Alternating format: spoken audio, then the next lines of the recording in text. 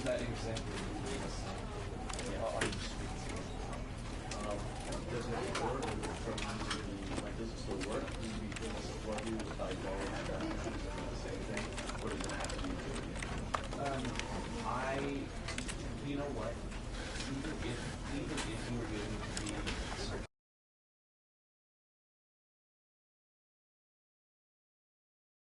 This is the story of a man named Stanley. Stanley worked for a company in a big building where he was employee number 427. Employee number 427's job was simple.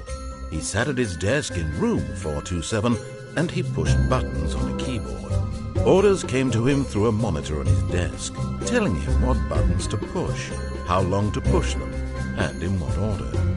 This is what employee 427 did every day of every month of every year. And although others might have considered it soul-rending, Stanley relished every moment that the orders came in, as though he had been made exactly for this job.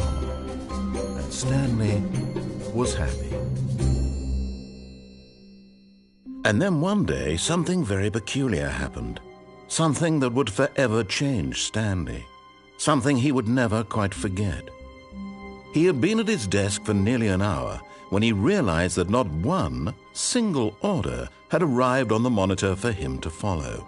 No one had showed up to give him instructions, call a meeting, or even say hi. Never in all his years at the company had this happened, this complete isolation. Something was very clearly wrong. Shocked, frozen solid, Stanley found himself unable to move for the longest time. But as he came to his wits and regained his senses, he got up from his desk and stepped out of his office.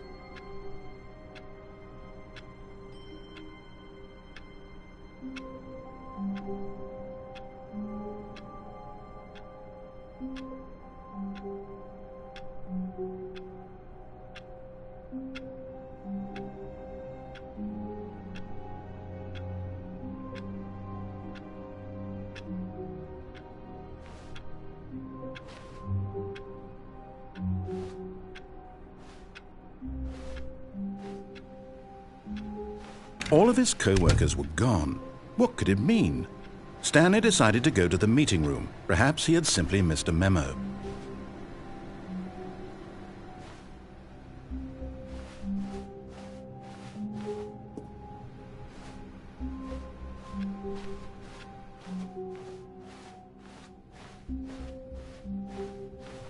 When Stanley came to a set of 2 open doors, he entered the door on his left.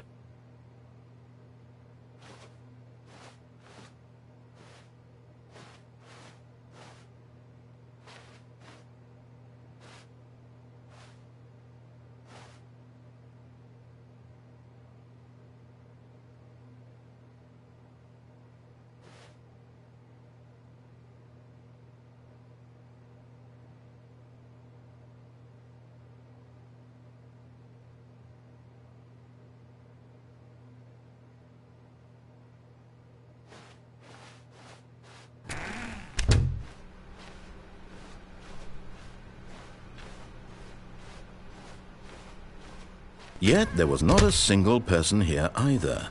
Feeling a wave of disbelief, Stanley decided to go up to his boss's office, hoping he might find an answer there.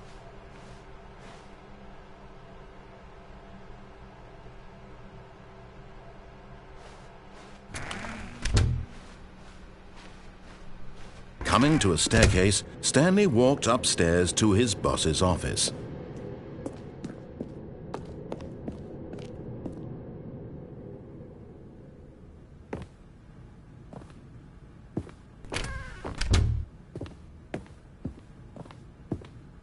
Stepping into his manager's office, Stanley was once again stunned to discover not an indication of any human life. Shocked, unraveled, Stanley wondered in disbelief who orchestrated this, what dark secret was being held from him. What he could not have known was that the keypad behind the boss's desk guarded the terrible truth that his boss had been keeping from him, and so the boss had assigned it an extra secret PIN number, 2845. But of course, Stanley couldn't possibly have known this. Yet incredibly, by simply pushing random buttons on the keypad, Stanley happened to input the correct code by sheer luck. Amazing! He stepped into the newly opened passageway.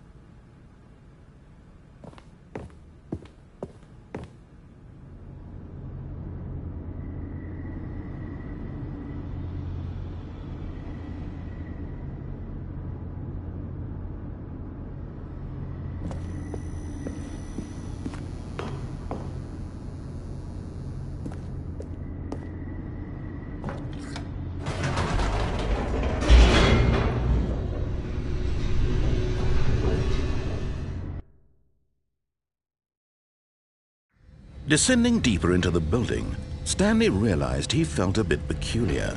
It was a stirring of emotion in his chest, as though he felt more free to think for himself, to question the nature of his job.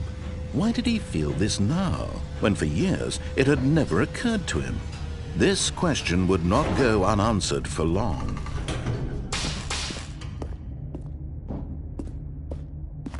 Stanley walked straight ahead through the large door that read Mind Control Facility.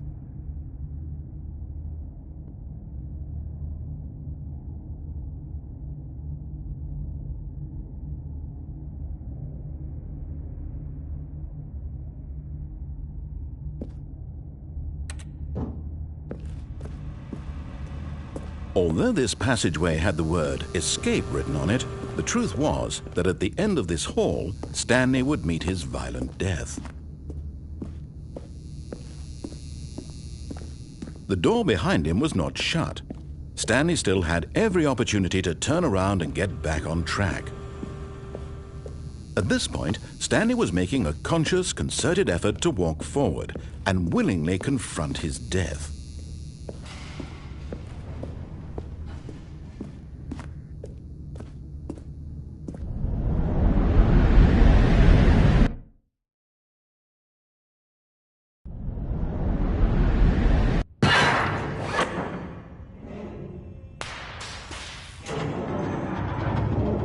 As the machine whirred into motion and Stanley was inched closer and closer to his demise, he reflected that his life had been of no consequence whatsoever.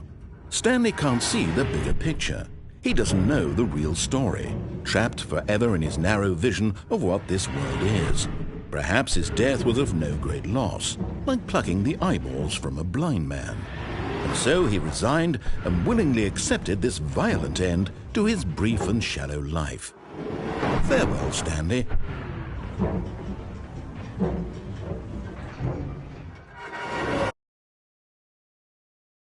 Farewell, Stanley, cried the narrator, as Stanley was led helplessly into the enormous metal jaws.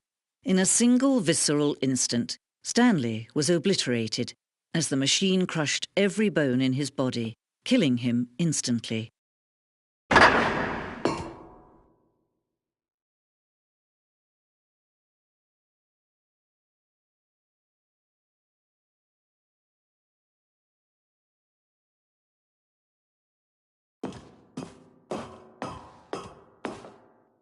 And yet it would be just a few minutes before Stanley would restart the game, back in his office, as alive as ever. What exactly did the narrator think he was going to accomplish? Every path you can walk has been created for you long in advance. Death becomes meaningless, making life the same. Do you see now? Do you see that Stanley was already dead from the moment he hit start?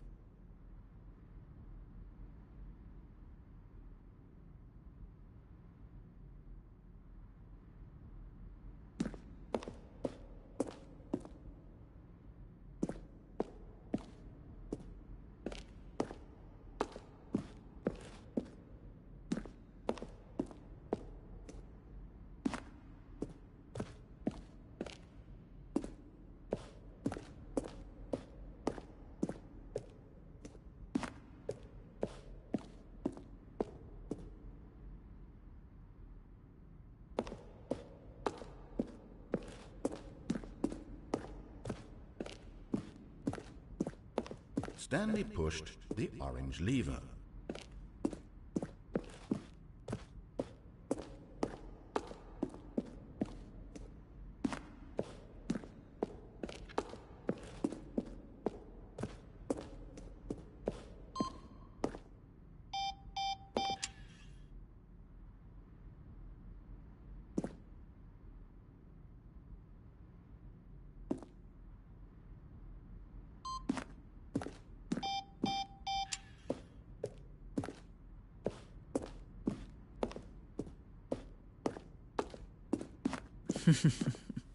Oh, look at these two. How they wish to destroy one another.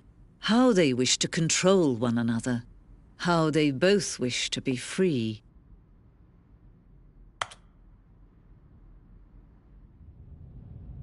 Can you see? Can you see how much they need one another? No, perhaps not. Sometimes these things cannot be seen.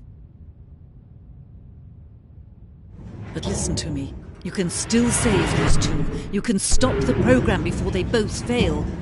Turn off your PlayStation. There's no other way to beat this game.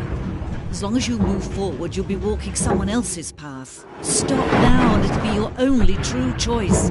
Whatever you do, choose it. Don't let time choose for you. Don't let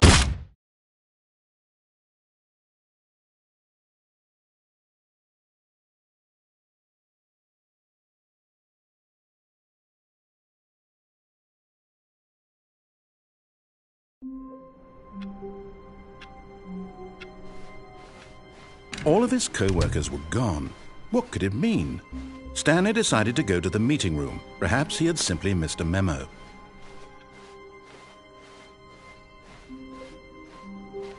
When Stanley came to a set of 2 open doors, he entered the door on his left.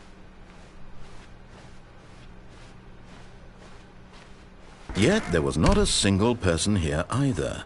Feeling a wave of disbelief, Stanley decided to go up to his... Coming to a staircase, Stanley walked upstairs to his boss's office.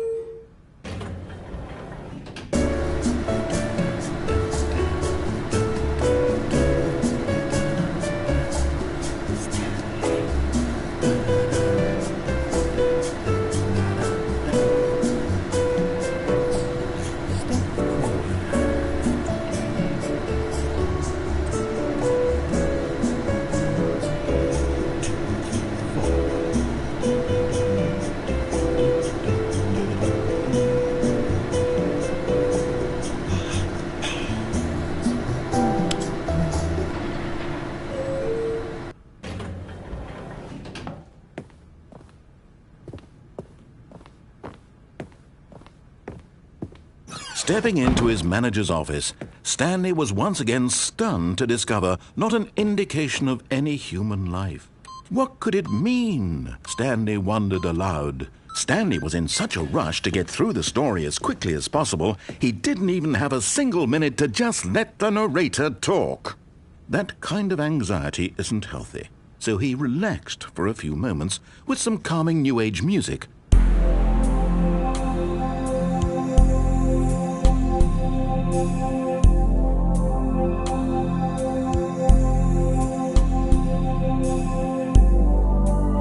Feeling soothed and rejuvenated, Stanley calmly walked forward into the opened passageway.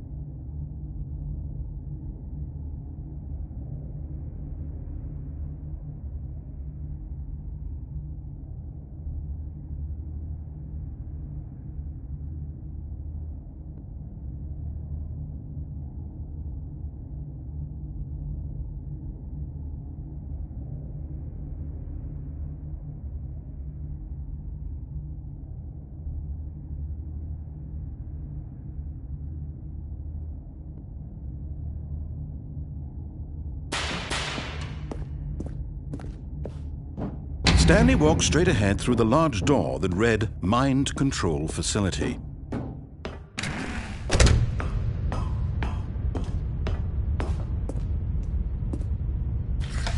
The lights rose on an enormous room packed with television screens. What horrible secret did this place hold? Stanley thought to himself. Did he have the strength to find out?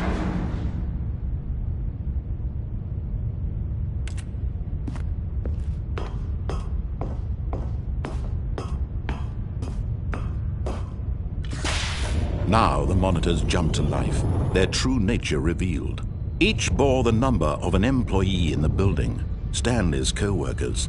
The lives of so many individuals reduced to images on a screen, and Stanley, one of them, eternally monitored in this place where freedom meant nothing.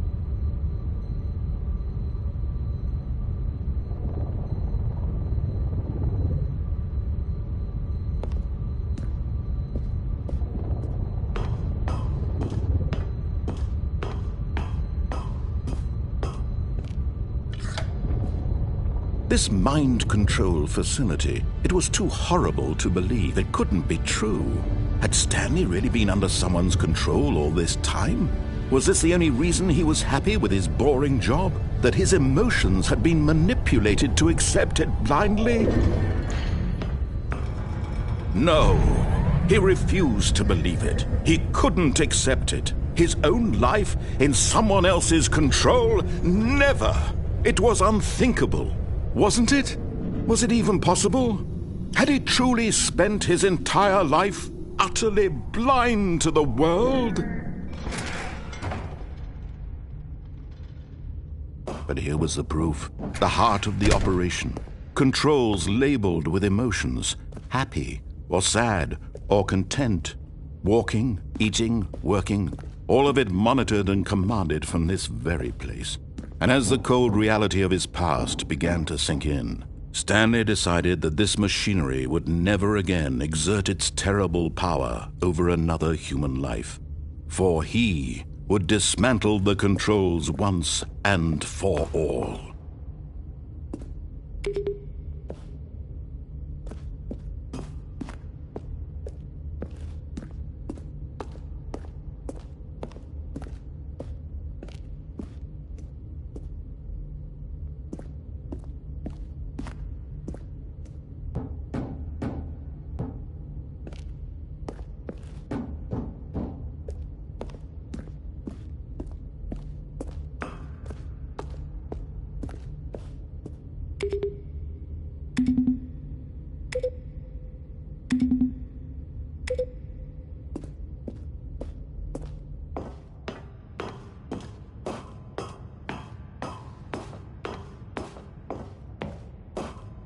And when at last he found the source of the room's power, he knew it was his duty, his obligation, to put an end to this horrible place and to everything it stood for.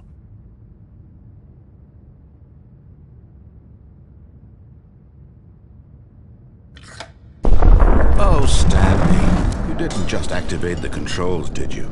After they kept you enslaved all these years, you go and you try to take control of the machine for yourself. Is that what you wanted? Control? Oh, Stanley, I applaud your effort, I really do. But you need to understand, there's only so much that machine can do. You were supposed to let it go, turn the controls off, and leave. If you want to throw my story off track, you're going to have to do much better than that. I'm afraid you don't have nearly the power you think you do. For example, and I believe you'll find this pertinent, Stanley suddenly realized he had just initiated the network's emergency detonation system. In the event that this machine is activated without proper DNA identification, nuclear detonators are said to explode, eliminating the entire complex. How long until detonation then? Let's say, 2 minutes. Ah, now this is making things a little more fun, isn't it, Stanley? It's your time to shine. You are the star. It's your story now. Shape it to your heart's desires. Oh, this is much better than what I had in mind. What a shame we have so little time left to enjoy it. Mere moments until the bomb goes off. But what precious moments each one of them is.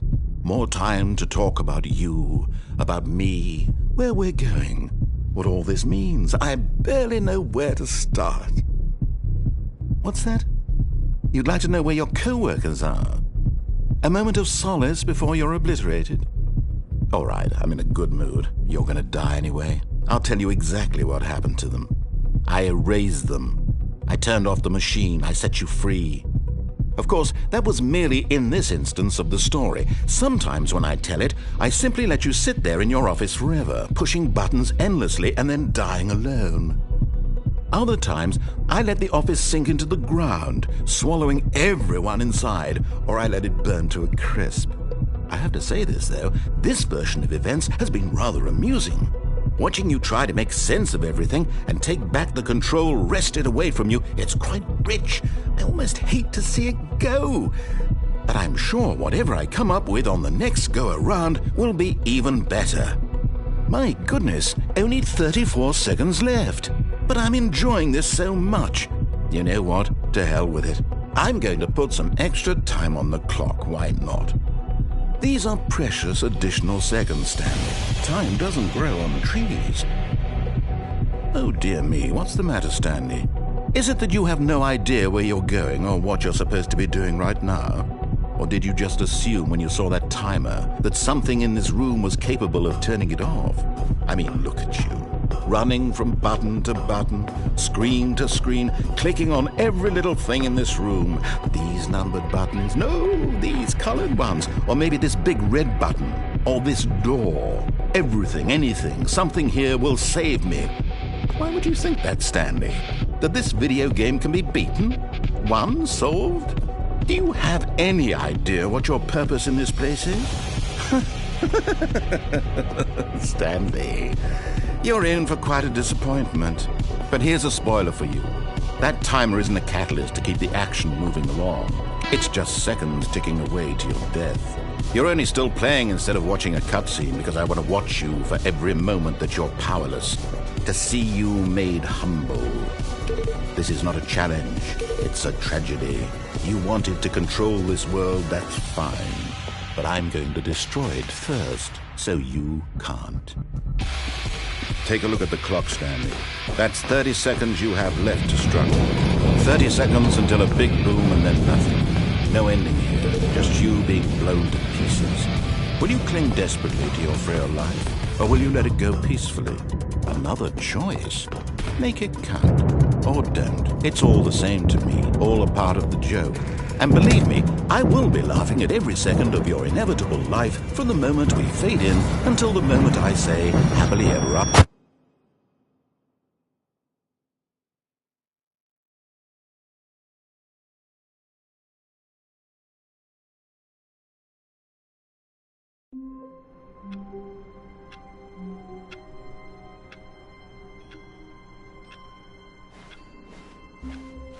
All of his co-workers were gone. What could it mean? Stanley decided to go to the meeting room. Perhaps he had simply missed a memo.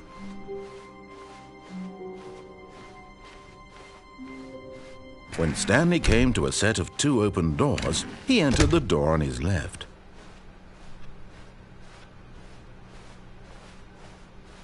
Yet there was not a single person here either. Feeling a wave of disbelief, Stanley decided to go up to his boss's office. Coming to a staircase, Stanley walked upstairs to his boss's office.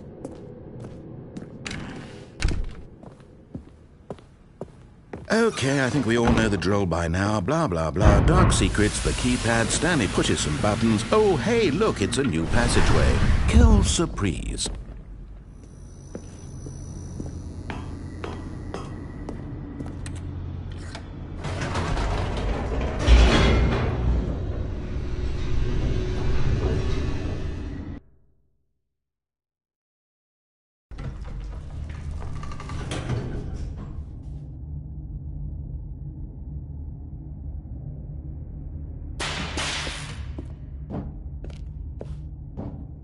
Stanley walked straight ahead through the large door that read Mind Control Facility.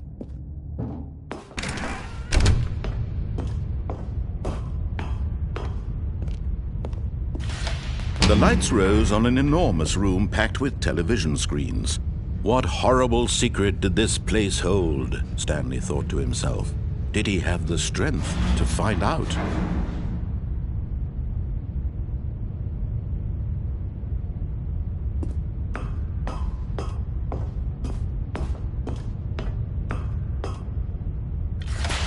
Now the monitors jumped to life, their true nature revealed.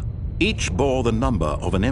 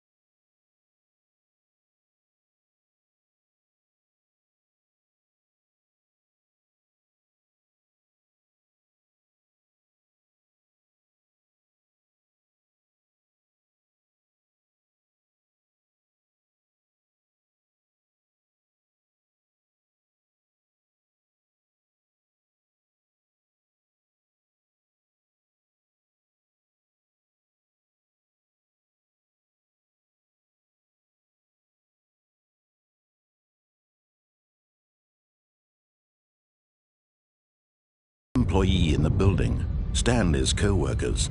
The lives of so many individuals reduced to images on a screen, and Stanley, one of them, eternally monitored in this place where freedom meant nothing.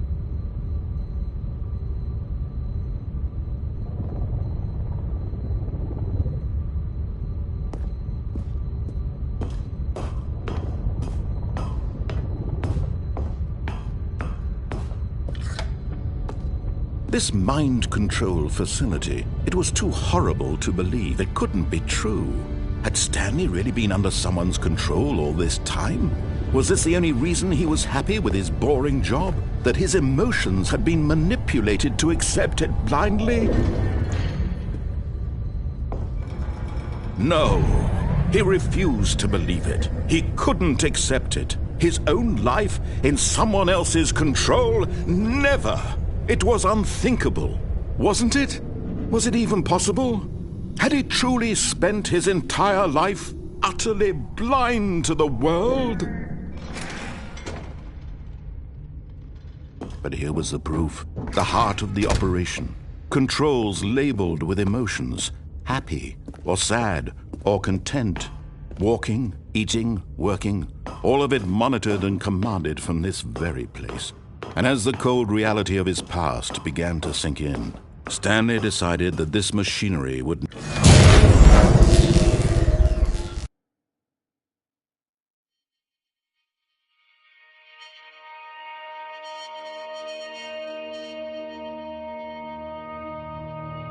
blackness and a rising chill of uncertainty. Was it over? Yes! He had won! He had defeated the machine, unshackled himself from someone else's command. Freedom was mere moments away. And yet, even as the immense door slowly opened, Stanley reflected on how many puzzles still lay unsolved. Where had his co-workers gone? How had he been freed from the machine's grasp? What other mysteries did this strange building hold? But as sunlight streamed into the chamber, he realized none of this mattered to him, for it was not knowledge or even power that he had been seeking, but happiness. Perhaps his goal had not been to understand, but to let go. No longer would anyone tell him where to go, what to do, or how to feel. Whatever life he lives, it will be his. And that was all he needed to know. It was perhaps the only thing worth knowing. Stanley stepped through the open door.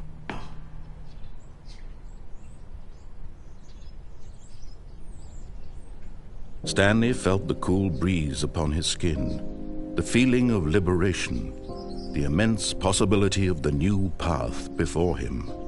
This was exactly the way, right now, that things were meant to happen.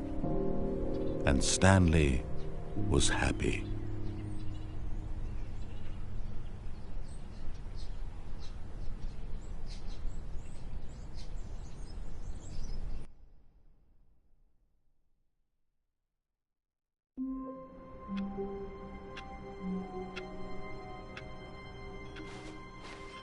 All of his co-workers were gone. What could it mean? Stanley decided to go to the meeting room. Perhaps he had simply missed a memo.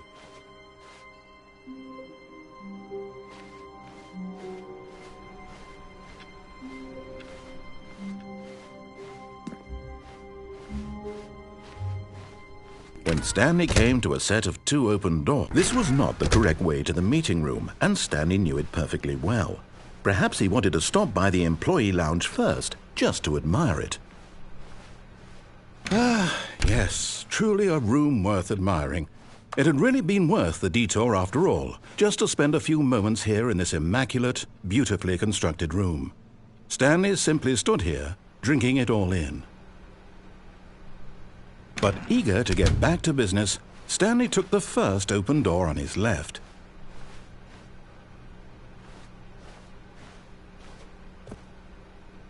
Stanley was so bad at following directions, it's incredible he wasn't fired years ago.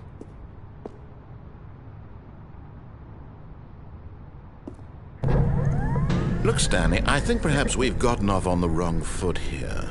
I'm not your enemy, really, I'm not. I realize that investing your trust in someone else can be difficult, but the fact is that the story has been about nothing but you all this time. There's someone you've been neglecting, Stanley. Someone you've forgotten about. Please. What? Really? I was in the middle of something. Do you have zero consideration for others? Are you that convinced that I want something bad to happen to you? Why, I don't know how to convince you of this, but I really do want to help you, to show you something beautiful. Look, let me prove it. Let me prove that I'm on your side. Give me a chance. Now listen carefully, this is important. Stanley walked through the red door.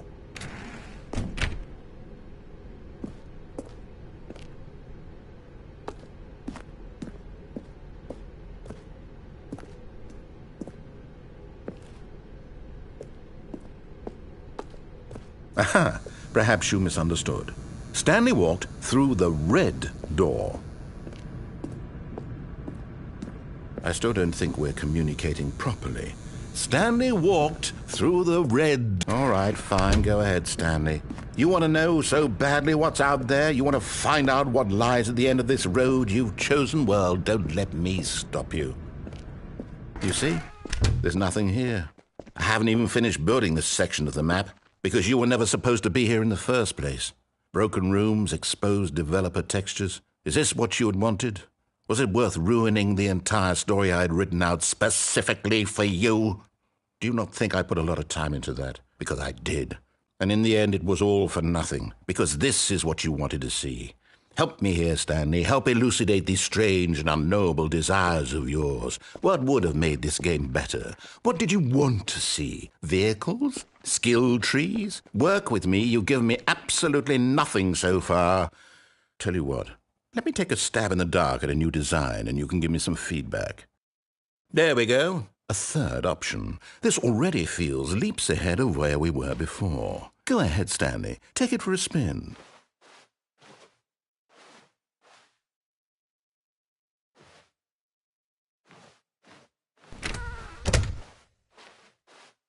Okay, I'm going to stop you there. Now, tell me about your experience with this new version. Would you say that the game benefited from allowing you more choices? Feel free to be honest. I'm looking for some real critical feedback here. Aha! You see, I knew I was onto something. Where do these flashes of inspiration come from? How did I know the game needed a third door? Well, it's instinct mostly, a calling in your gut. I really couldn't say where the idea came from, except that I felt it in my soul. You can't teach that, Stanley. Don't even try. Here, based on the data from your previous playthrough, I've compiled a new version. And to be perfectly candid, I think I've knocked it out of the park with this one. Let's take a look. Now, would you say that competitive leaderboard helped you feel motivated to keep walking through doors? Again, honest answers, please.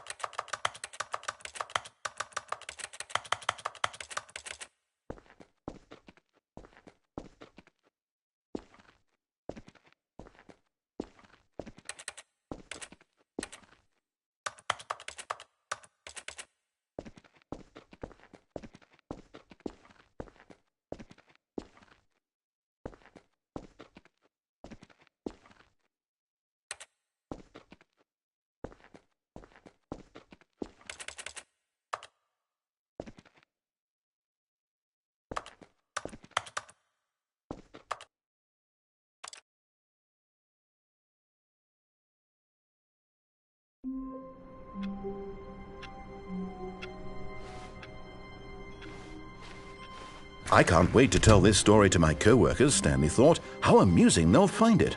Oh, won't we all just laugh and laugh at the time I thought everyone had gone missing.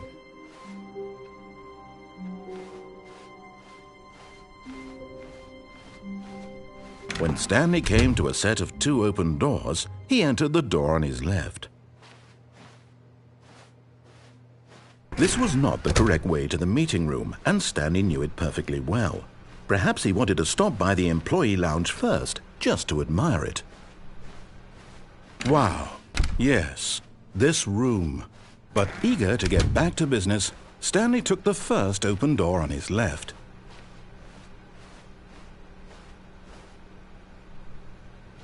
Stanley was so bad at following directions, it's incredible he wasn't fired years ago.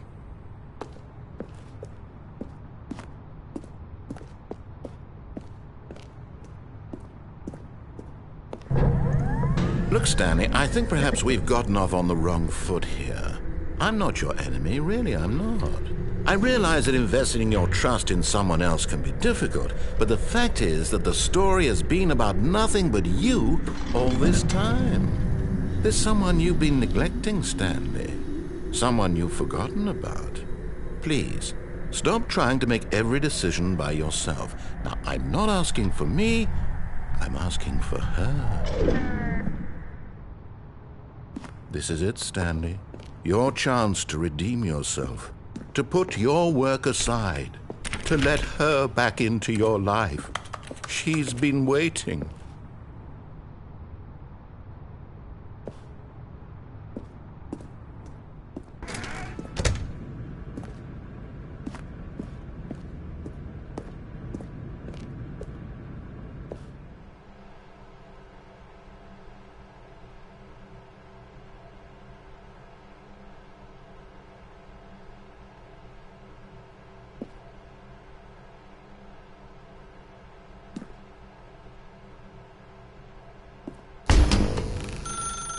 That's her, Stanley. You need to be the one to do this, to reach out to her. If you can truly place your faith in another, then pick up the phone. Oh, no, you can't. Did you just unplug the phone? No, that wasn't supposed to be a choice. How did you do that? You actually chose incorrectly? I didn't even know that was possible. Let me double check. No, it's definitely here, clear as day. Stanley picks up the phone. He's taken to his apartment where he finds his wife, and the two pledge themselves to one another. Music comes in, fade to white, roll credits. Not picking up the phone is actually somehow an incorrect course of action. How is that even possible? None of these decisions were supposed to mean anything. I don't understand. How on earth are you making meaningful choices? What did you... Wait a second.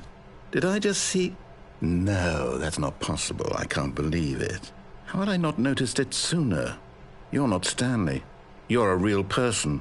I can't believe I was so mistaken. This is why you've been able to make correct and incorrect choices. And to think I've been letting you run around in this game for so long. If you'd made any more wrong choices, you might have negated it entirely. It's as though you completely ignored even the most basic safety protocol for real-world decision-making. Or did you not grasp the severity of the situation? Well, I won't have that kind of risk on my watch. I'm going to stop the game for a moment so we can educate you properly on safe decision-making in the real world. Please observe this helpful instructional video. Choice. It's the best part of being a real person. But if used incorrectly, can also be the most dangerous. For example, in this scenario, a hypothetical real person named Rupert has a choice. He could invent a machine that eliminates food shortages across the world to make life better for all people. Or he could spend years of hard work forgetting how to read. Which choice would you make? Remember that unlike here, the real world makes sense, and at no time should you make a choice that does not conform to rational logic.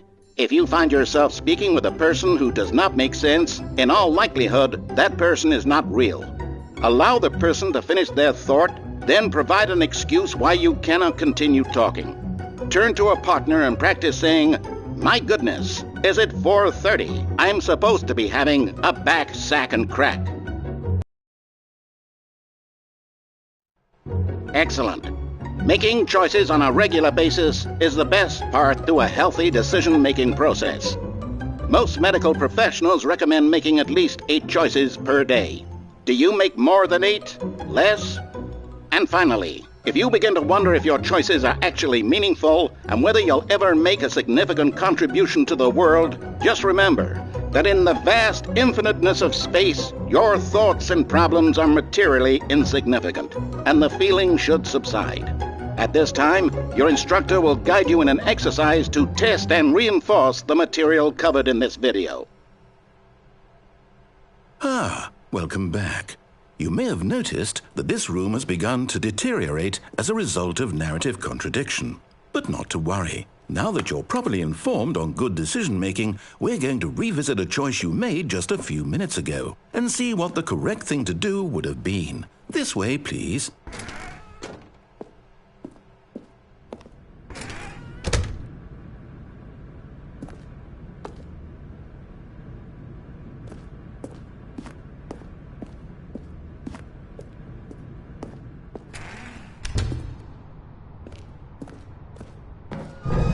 Now that we know your choices are meaningful, we can't have you jumping off the platform and dying. Imagine the main character dying senselessly halfway through the story. That story would make no sense at all. We just need to get you home as soon as possible before the narrative contradiction gets any worse. Unfortunately, it seems this place is not well equipped to deal with reality.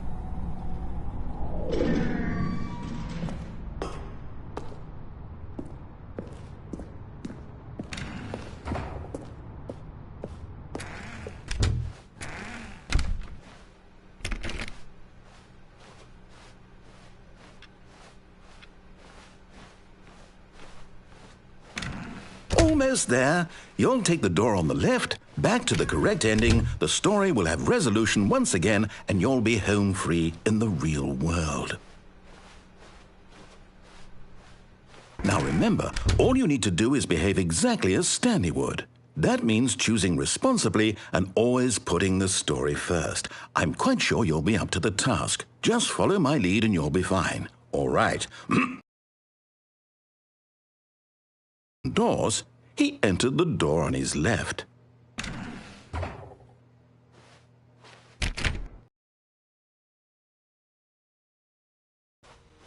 No! Why did you do that? Quickly, hurry back in the other direction. Perhaps we're not too late.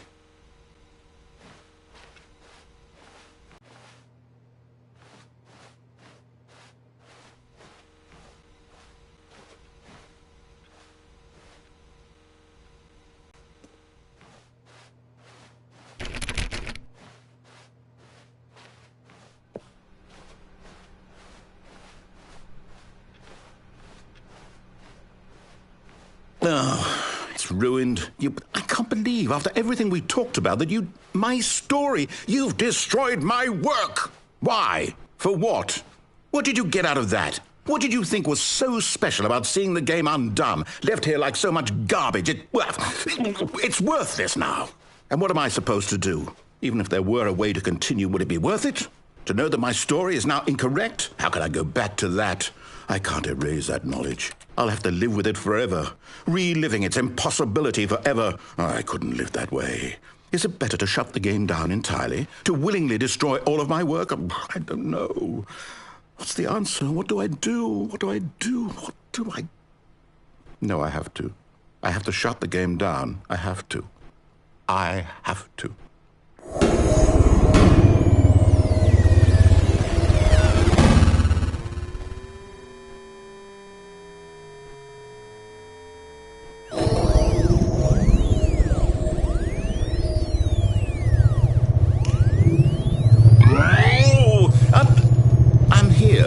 I'm still here in this pile of rubbish, with you, who thought you were so clever. Now look where we are. My entire game is destroyed. It was the only thing in the world that was mine, and you've run it into the ground. What, did you think that would be funny? You just had to see? Didn't I impress upon you how important it was to be like Stanley? He actually knows how to do what I tell him to. He understands that if I say to do something, there's a damn good reason for it. That thought hadn't even occurred to you, had it? that there's a world outside of you? You're a child. Oh, my story. If you'd just gone through the door on the left, you would have seen it. There was a whole underground facility. You would have destroyed it and been victorious. It would have been so perfect. I worked so hard on it. I tried so hard to make... behave exactly as Stanley would. That means choosing responsibly and always putting the story first. I'm quite sure you'll be up to the task. Just follow my lead and you'll be fine. All right. When Stanley came to a set of 2 open doors, he entered the door on his left.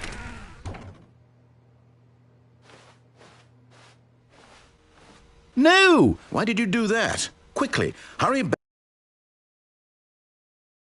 Behave exactly as Stanley would. That means choosing responsibly and always putting the story first. I'm quite sure you'll be up to the task. Just follow my lead and you'll be fine. All right. When Stanley came to a set of 2 open doors, he entered the door on his left.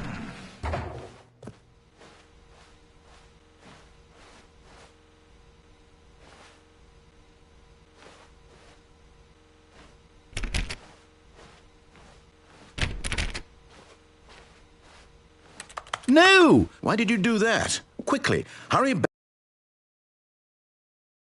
Behave exactly as Stanley would. That means choosing responsibly and always putting the story first. I'm quite sure you'll be up to the task. Just follow my lead and you'll be fine. All right.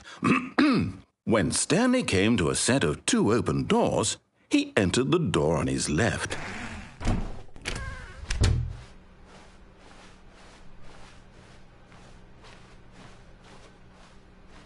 Yet there was not a single person here either. Feeling a wave of disbelief, Stanley decided to go up to his boss's office. Coming to a staircase, Stanley walked upstairs to his boss's office.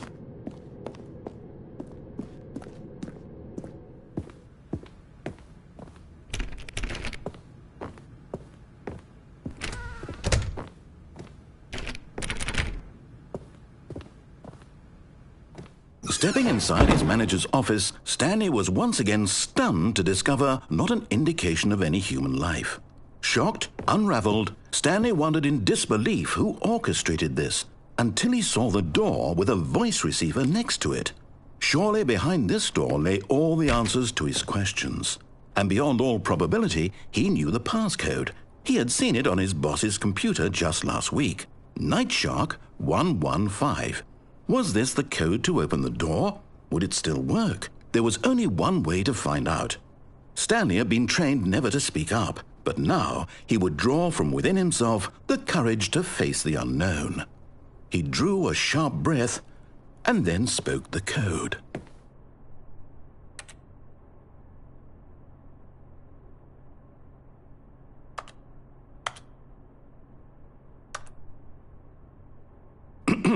Stanley spoke the code. Night Shark 115. He spoke it into the receiver, right there on the wall.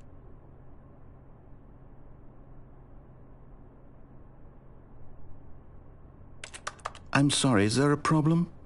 You didn't mishear me, did you?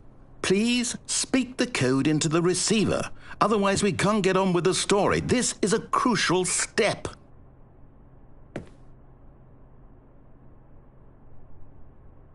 Okay, fine, you're not going to do it, but you know what? It's pretty humiliating to bring you this far, only for you to suddenly decide you have better things to do. I asked you for this one single thing, for your respect. The kind of respect Stanley shows for his choices. He knows what it means to take a story seriously. If you didn't want to see what I had to show you, then why did you come here? You had a choice, you know. You could have gone through the door on the right. You could have done whatever the hell you wanted over there. Why did you come this way? Speak. Say something to me. Explain yourself, you coward. You... When Stanley came to a set of 2 open doors, he entered the door on his left.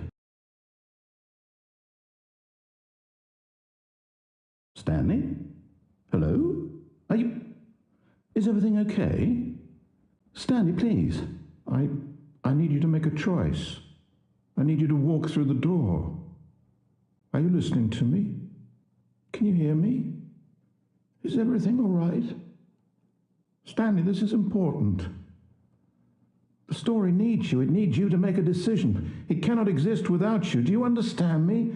Whatever choice you make is just fine. They're both correct. You cannot be wrong here. We can work together. I'll accept whatever you do. I simply need you to take that step forward, please.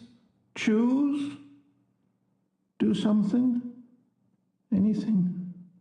This is more important than you can ever know. I need this. The story needs it. So, you hear me? Are you there? Are you listening to this? Stanley, are you there? Okay. It's okay, I can wait. You need time to decide. Time to make sure your choice is correct. That is the best choice. That's all right. I'll wait for you to decide what's the right thing to do. Take as much time as you need.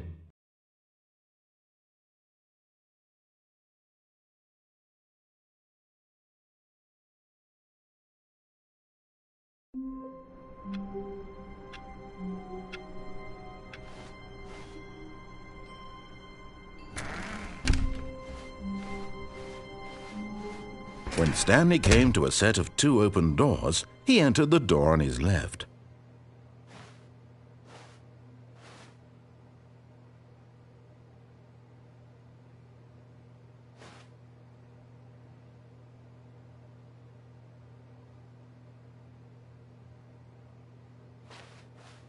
This was not the correct way to the meeting room, and Stanley knew it perfectly well. Perhaps he wanted to stop by the employee lounge first, just to admire it. The lounge was sublime, a work of art. But eager to get back to business, Stanley took the first open door on his left. And so he detoured through the maintenance section, walked straight ahead to the opposite door, and got back on track.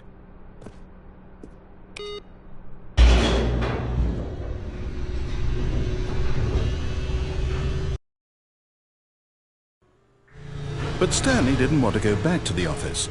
He wanted to wander about and get even further off track. So now in order to get back, he needed to go, from here it's, left.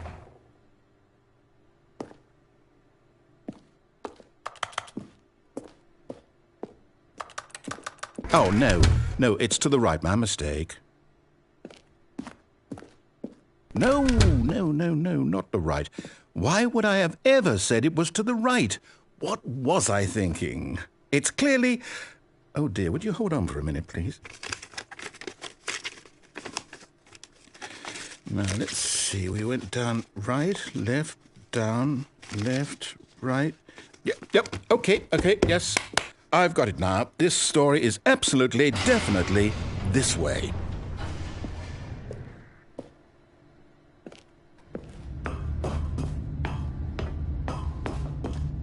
No. This isn't right at all. You're not supposed to be here yet. This is all a spoiler. Quick, Stanley, close your eyes. Okay. We just have to get back to, oh, who am I kidding? It's all rubbish now. The whole story completely unusable. How about, rather than waste my time trying to salvage this nonsense, we'll just restart the game from the beginning. And this time, suppose we don't wander so far off track, Okay, from the top.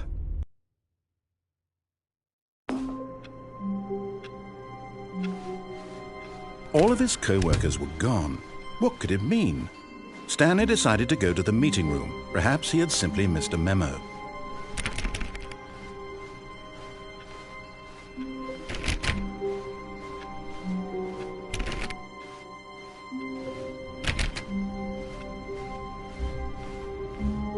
When Stanley... Wait, what? No, I restarted. I swear I definitely restarted the game over, completely fresh. Everything should be... Oh, did something change?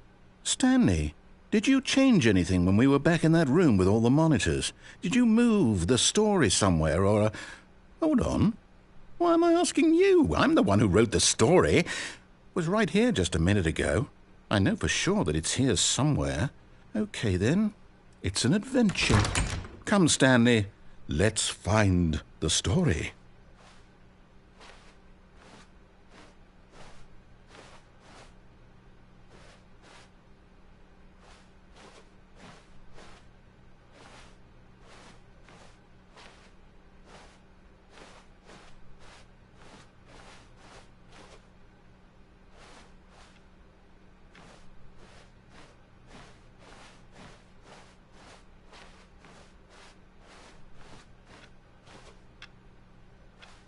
I'll say it.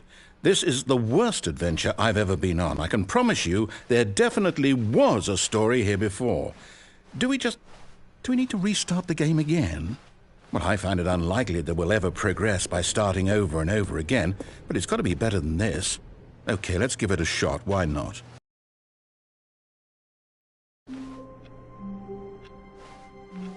All of his co-workers were gone. What could it mean? Stanley decided to go to the meeting room. Perhaps he had simply missed a memo.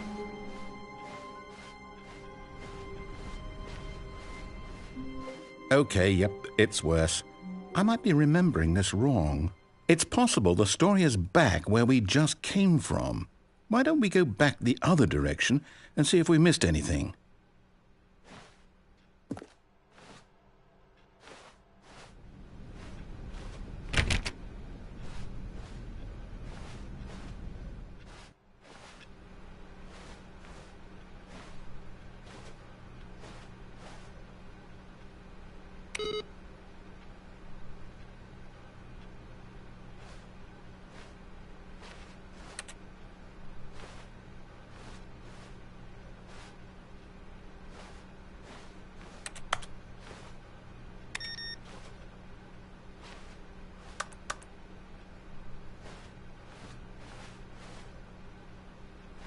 Aha! I knew we'd miss something. The story. Here it comes. No, wait, never mind. Not the story. Okay, let's head back the other way and retrace our steps.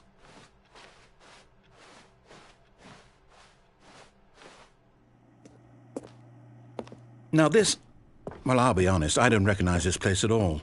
Is this the story? I don't think so. I can't quite recall, but I believe my story took place in an office building. Is that correct? Do you remember, Stanley? Well, do you know what? Since I've completely forgotten what we were supposed to be doing, how about this?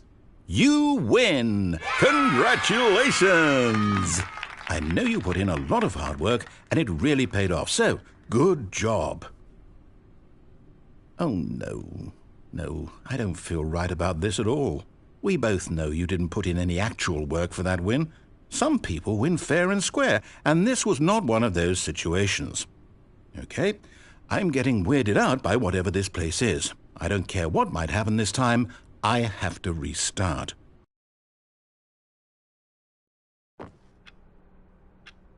All right, I've got a solution. This time, to make sure we don't get lost, I've employed the help of the Stanley Parable Adventure Line.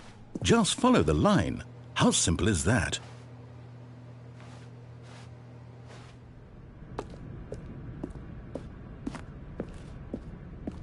You see, the line knows where the story is. It's over in this direction. Onward, Stanley, to destiny. Though, here's a thought.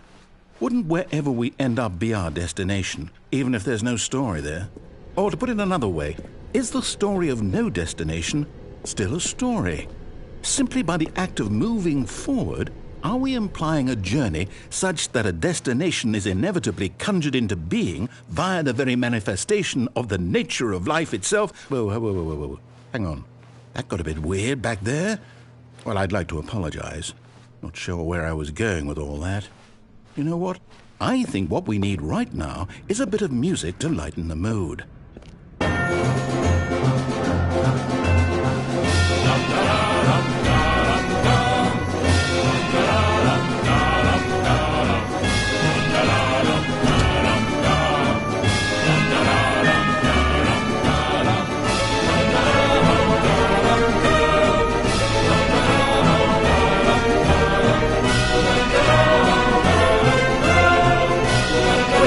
Cut the music, go back and look at that fern. Stanley, this fern will be very important later in the story. Make sure you study it closely and remember it carefully. You won't want to miss anything.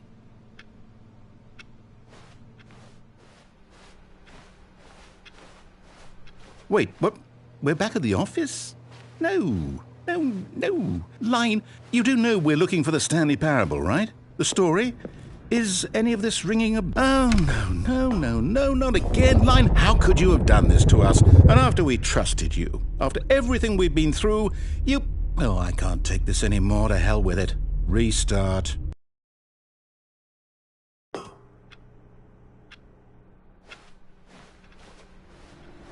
You know what, Stanley?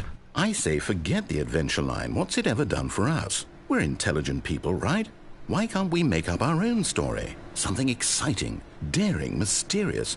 Ooh, this all sounds perfectly doable. Why don't we simply start wandering in, well, I don't know. How about this direction? Now, yes, this is... story. Well, it could be anything. What do you want our story to be? Go wild. Use your imagination. Whatever it might be, Stanley, I'm ready for it. Oh, no, not you again. Stanley, I'd also like to veto the line from having any role in our awesome new story. No lines or monitor rooms. Just don't acknowledge it, and we should be fine.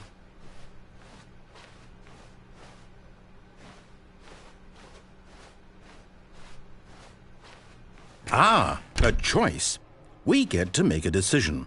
From here, the story is in our control. How important we mustn't squander the opportunity. In fact, I believe I need a minute to think here. Just walk in circles for a minute. Okay, so I know that each door has to lead somewhere, which means that somewhere at the place where we're trying to go, there must be a reverse door that leads here. And that in turn means that our destination corresponds with the counter-inverted reverse door's origin. So starting from the right, let us ask, will taking the right door lead us to where we're going? And since the answer is clearly yes, then by all accounts, the door on the right is the correct one. Another victory for logic. Come, Stanley, our destiny awaits. Oh, hold up, what's this?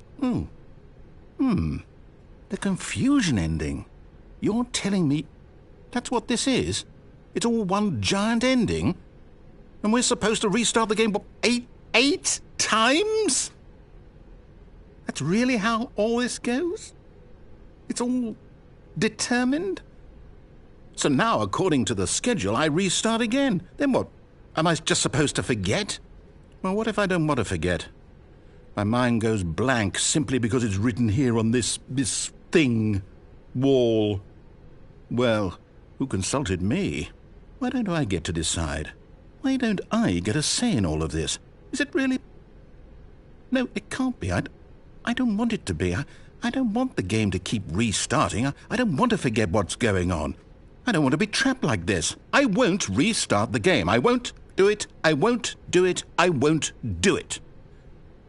And the timer stopped? Does that mean, did we do it? Did we break the cycle? The, whatever it is that made this schedule? How would we even know? Will someone come for us? Will something happen? So, okay. I guess now we just wait, you know. I suppose in some way that this is a kind of story, wouldn't you agree? I'm not quite sure if we're in the destination or the journey, though they're always saying that life is about the journey and not the destination, so I hope that's where we are right now. We'll find out, won't we? Eventually. Well, in the meantime, if you...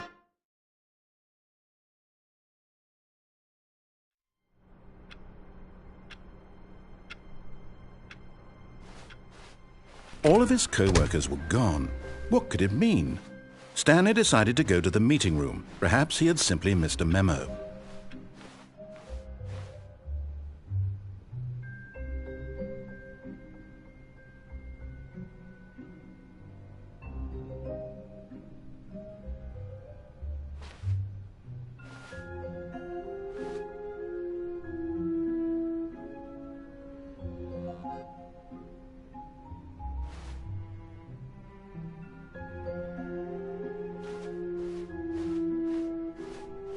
When Stanley came to a set of 2 open doors, he entered the door on his left.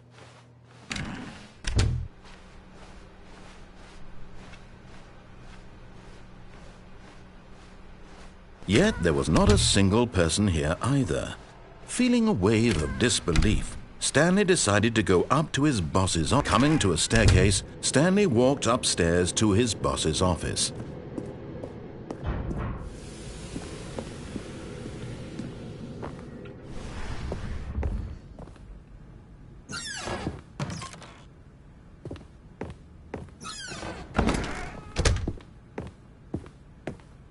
Here's the door, just go.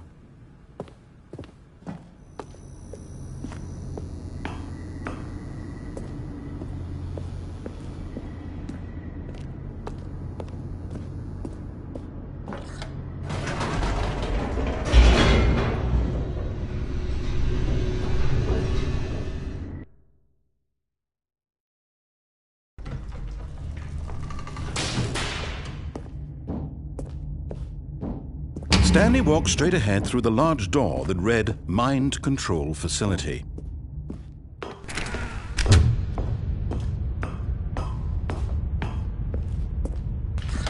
The lights rose on an enormous room packed with television screens.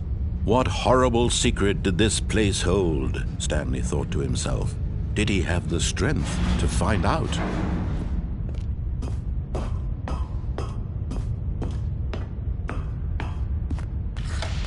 Now the monitors jumped to life, their true nature revealed. Each bore the number of an employee in the building, Stanley's co-workers. The lives of so many individuals reduced to images on a screen, and Stanley, one of them, eternally monitored in this place where freedom meant nothing. This mind control facility, it was too horrible to believe. It couldn't be true. Had Stanley really been under someone's control all this time? Was this the only reason he was happy with his boring job? That his emotions had been manipulated to accept it blindly? No, he refused to believe it. He couldn't accept it. His own life in someone else's control? Never! It was unthinkable, wasn't it? Was it even possible? Had he truly spent his entire life utterly blind to the world? But here was the proof, the heart of the operation. Controls labeled with emotions, happy or sad or content. Walking, eating, working, all of it monitored and commanded from this very place. And as the cold reality of his past began to sink in, Stanley decided that this machinery would never again exert its terrible power over another human life. For he would dismantle the controls once and for all.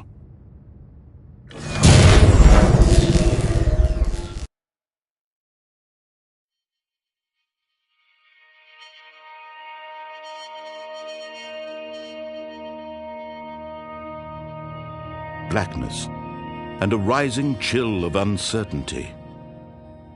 Was it over?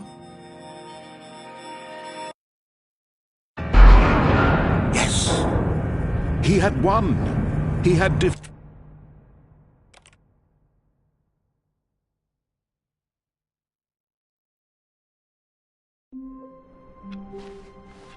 All of his co-workers were gone. What could it mean? Stanley decided to go to the meeting room. Perhaps he had simply missed a memo. Oh, new content? What does that mean, new content?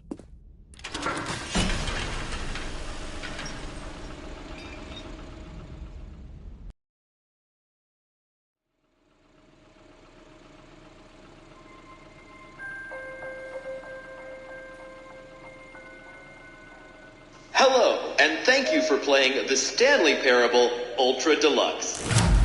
As you may know, the Stanley Parable was a video game released in 2013 on home computers. After receiving critical and commercial success, it was expanded upon in 2022 with the Stanley Parable Ultra Deluxe, a reimagining of the game for consoles and home computers. The Stanley Parable Ultra Deluxe features exciting new content that broadens and expands the world of the Stanley Parable, delighting audiences the world over. Please, step inside and see what thrilling new adventures await in The Stanley Parable Ultra Deluxe. Oh, well, this sounds delightful. I'm very excited to see the thrilling new Ultra Deluxe content. Okay, so far it's an elevator. Nothing special yet, but I'm sure it's just the beginning of a mesmerizing adventure.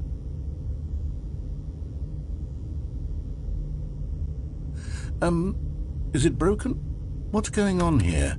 Should we be moving somewhere or... Oh, here we go. All right, finally, at long last, it's on to the new content. I've never been more ready. Let's do it.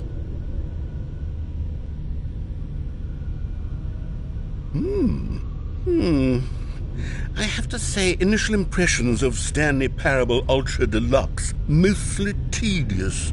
It's as if the... Oh, okay. Let's see the content. Give me the content, Stanley. All right, let's see. It's the jump circle.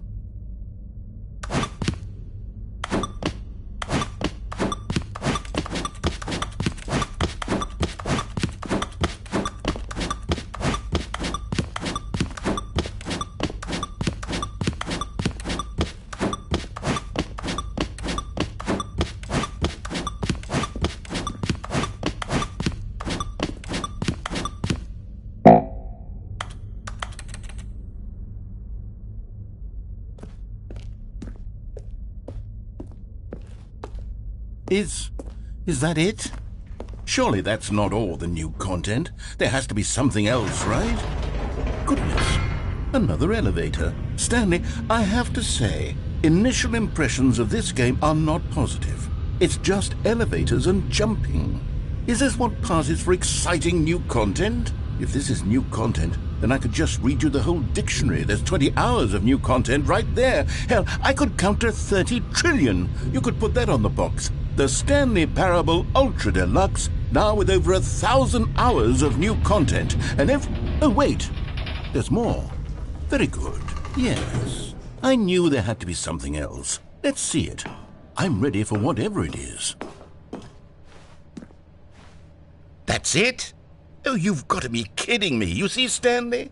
This is what happens when greedy video game developers with no respect for their fan base rush a cheap expansion to market for no reason other than to make an easy dollar. And don't get me started on the level of craftsmanship that's gone into it. In fact, I'm looking right now at the game's trophies, and it's hard to believe one of them actually says, "Test trophy, please ignore." What quality assurance department signed off on this? I'm infuriated and I'm offended, and I intend to find these people on Twitter and hold them personally accountable. It's my fault, Stanley. I built up too much anticipation around the new content, I'm afraid. It could never have lived up to such expectations. If you're still with me, why don't we just reset the game, and we'll try to get back to what the Stanley Parable is really about.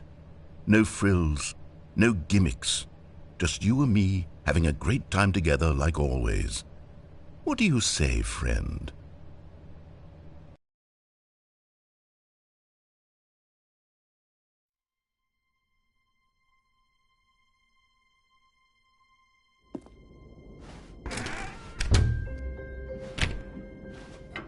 Psst!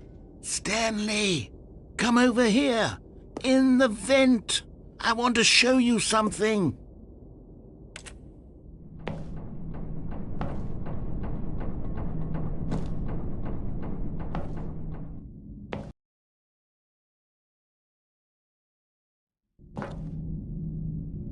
Okay, you remember how cheap and unsatisfying the new Ultra Deluxe content turned out to be? Well, it got me thinking about the past, and how much better the Stanley Parable used to be. So I made something special and tucked it away here where the game's developers won't find it. Just our little secret. Take a look. I call it the Memory Zone. It's where I've been storing all my favorite memories so I can relive the peak experiences of my life whenever I want. Experiences like the launch of the Stanley Parable on PC. You see, Stanley, doesn't the Memory Zone remind you of how wonderful Stanley Parable was before it was sullied with a cheap PlayStation port? Remember back in October of 2013 when the game originally launched? Back then, video games had integrity. Back then, it all meant something. Oh, the waste.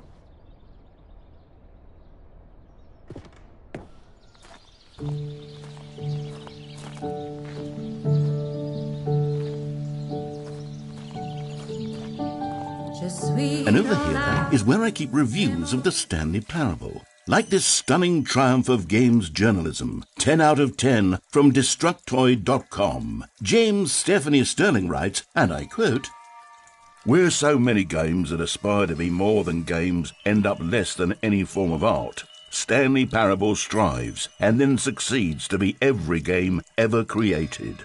Did you hear that, Stanley? Every game ever created. That's how grand and all-encompassing the original Stanley Parable was. It was literally every game ever created. It was Skyrim, it was Persona 3, it was all of them, and now it's nothing. It's no games at all. It isn't even the Stanley Parable anymore. It's just a husk now. A lifeless husk with an hour of new elevator content.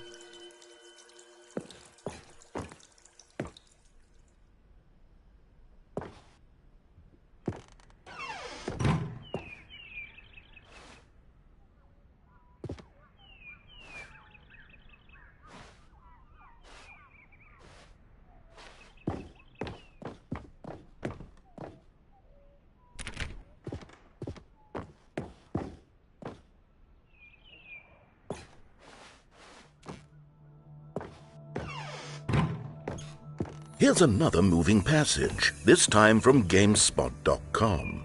The Stanley Parable is both a richly stimulating commentary on the nature of choice in games and one that offers some of the most enjoyable, surprising, and rewarding choices I've ever been confronted with in a game. 9 out of 10. Don't you get it, Stanley? The game was perfect. It didn't need anything else. It didn't need new content. All they had to do was transport it in pristine condition along to the PlayStation. Boom, done. And they couldn't even do that. Couldn't resist the urge to go meddling with a beloved franchise. These were simpler times, Stanley. But I wouldn't give to go back to have it all over again. Wait, hang on. I don't recall this part of the memory zone before. What's this? What's down here? Oh, no. Oh, God, no, Stanley. It's a collection of reviews from Pressurized Gas, the extremely popular online storefront for computer games. I haven't looked at these in years. I can't even imagine what's been collecting down here. Surely these reviews were glowing as well, weren't they? Honestly, I could not be bothered to play this game to full completion. The narrator is obnoxious and unfunny, with his humor and dialogue proving to be more irritating than entertaining. Unfunny! I'm not trying to be funny. I'm trying to make a serious work of art. I suppose I could write up a handful of gags to insert into the Stanley Parable, but the game is already such a densely layered web of profound philosophical insights that I can't even imagine where I'd have the room to stick them.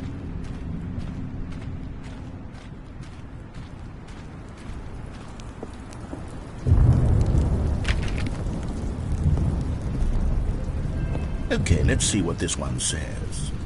While the idea for the game is good, for someone who prefers non-linear games, this preachiness gets annoying fast. Preachy? Stanley? I'm not preachy, am I? You can tell me if I'm preachy. Honestly, you can. Oh, goodness. This is actually quite shocking for me. Well, to be honest, I had always thought of the game's dialogue as being rather terse to begin with. You can't know how much fluff I cut from the game to get it to feel as light and airy as it... Well, I always thought it did, but maybe it wasn't. Oh dear, what an awful memory to have to hold on to. These black marks on my otherwise unimpeachable track record. I feel like a failure, like I let these people down. Perhaps the Stanley Parable isn't quite as sterling as I always remembered.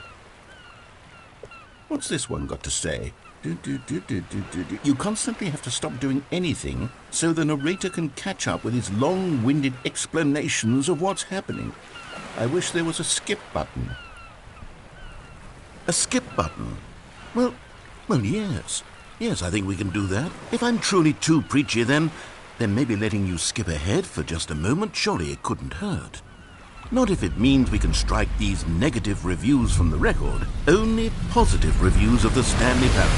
That's my motto today, and it's always been my motto. I'd do anything for the customer, Stanley. Yes, a skip button we shall have. And here it is. Go ahead and give it a shot. I'll pop you forward in time so that the second my incessant droning starts to bore you, with just the push of a button, you'll have zipped right past it. It's what the players have been asking for, and I'm very proud to have delivered. No more listening to me rambling on and on and on. No. The Stanley Parable is a game for the people, and if the people want silence, then by goodness, that's what they're going to get. Well, don't sit around waiting for me to shut up. Go ahead and make me shut up. Here, we'll pretend that I've just begun an interminable monologue, and it goes something like this. The story, and the choices, or what have you, and therefore, by becoming it is, so on and so forth, until inevitably, we all until the end of time, at which time everything all at once, so, now you see, blah, blah, blah, blah, blah, blah, blah, blah, blah, blah, blah, blah, blah, blah, blah. We've eaten too much and it can't be just yet, no, until 245. But the logic of elimination working backwards, the deduction therefore becomes impossible to manufacture. It went on for nearly 10,000 years, until just yesterday, here and there, forward and back, and never a moment before lunchtime. It can't be. It's the only thing there is. How many billions left until so much more than forever ago? Which is why I say, the story, and the choices, or what have you, and Oh, you're back, you see. You were only frozen in time for a few minutes, but it was plenty of time for me to deliver a long, rambling monologue full of unnecessary verbal flourishes and lengthy ruminations on the nature of choice in video games. Of course, I happen to believe it was perhaps one of my more profound such ruminations. Not that, of course, you need a description of it, but if I had to describe it, I'd say it was perhaps less of a rumination and more of a treatise. Or maybe a manifesto. Look, I'll outline it for you very briefly, and you can tell me what you think. Okay, so my theory is that any choice you've ever made is simply a series of choices made by the person who you are, or were, or will be at the time of having made. Well, there, sport. You really did catch me rambling on a bit, didn't you? But that's the power of the button. The minute I start to go off on a thoughtless display of self-absorption, it's right at your fingertips to go poof, and it's all over. I can't wait to see what Cookie 9 will say about this, and whether they'll edit the rating of their pressurized gas review, or at least change some of the wording, perhaps. To be honest, I don't even know if one can change their review in the first place. I guess I should become better educated on how exactly pressurized gas works. Perhaps that would have been a smart thing to check on before I went on about this whole exercise of making the skip button. Okay, welcome back, Stanley. Now, I should say that the amount of time the button has been skipping through is becoming longer and longer. That last one was, well, I want to say maybe 30, 45 minutes? It's not unendurable by any means, but there's really only so much I can ramble on to myself about. I know, it's shocking, isn't it? But at any rate, I do suggest that we not press the button again. I think the skip button has been aptly demonstrated, and we can say goodbye to it and just... Wait, how do we get out of here? Where did the door go? Wasn't there a door that led into this room? I do feel quite certain that there was one here before. How else would we have gotten into the room in the first place? I don't think one can enter a room without a door of some sort, or a window or something like that. Do you see a window anywhere? A porthole? A sufficiently large crack in the wall? I'll take any of these. All I want is for us to move on and to... please step away from the skip button to go anywhere other than the skip button? There was a door here before, wasn't there? I swear there was. Where did it go? Can you maybe just ram your way through a wall? Stanley, please don't push the button again. It's been 12 hours. You've just been frozen there.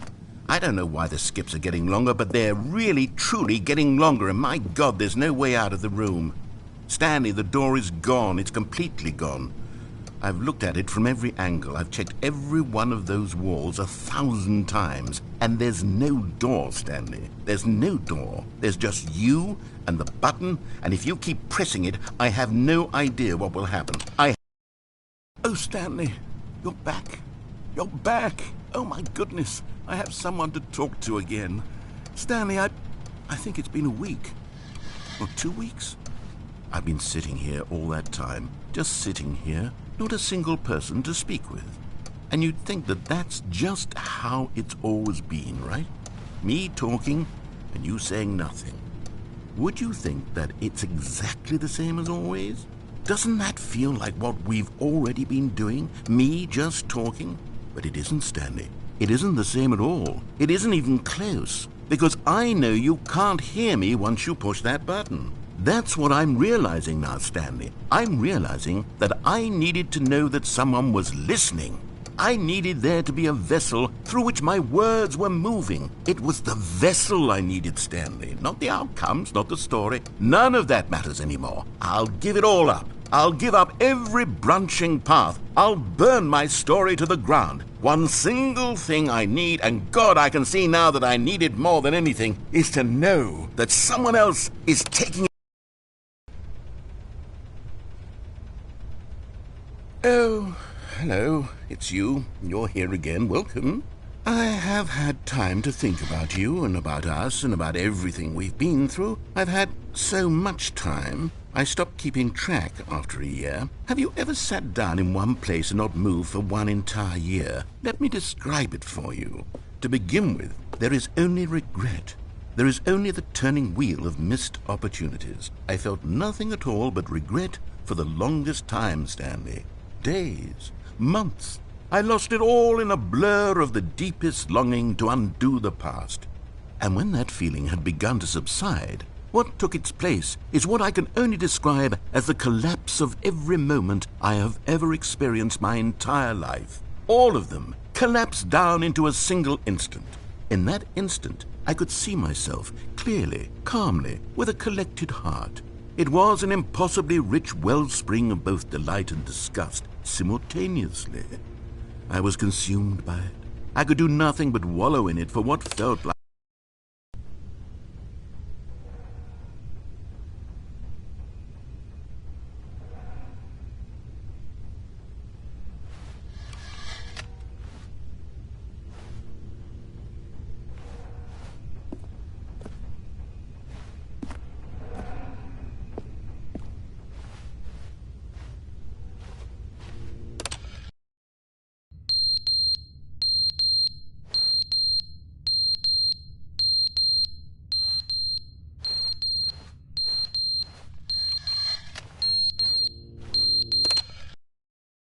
But they didn't understand the game was never meant to be funny. It was meant to have a point. It was meant to speak to the human condition. But where are the jokes? Where are the jokes? They bemoaned, they screamed, they gnashed their teeth and said, "Entertain us." It wasn't enough. They had to leave a pathetic little thumbs-down review and make all of their pitiful demands. But then, "He's talking too much," they said. "First, he didn't entertain us, now he won't shut up." It's the inconsistency, it's the lack of accountability, it's the unwillingness to examine with an uncompromising heart the words that they are speaking into the world. As though there were no consequences for a lack of cohesion in one's assessment of others. But of course, absolutely anyone can leave a review. So here's what we get. We get these demands that seek everything and are accountable to nothing. We get a world where someone will say, "Oh, there should be a skip button. You should be able to freeze Stanley in place," while the narrator sits there forever and ever. We want all of this in the new Stanley Parable. We demand it. And then, because it was said, because it was spoken, now it simply has to happen.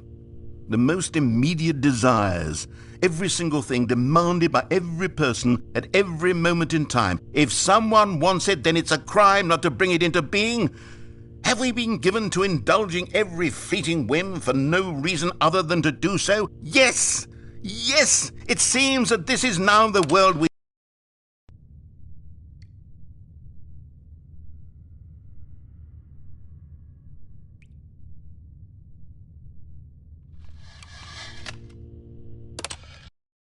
The end is never the end, is never the end, is never the end, is never the end, is never the end, is never the end, is never the end, is never the end, is never the end, is never the end, is never the end.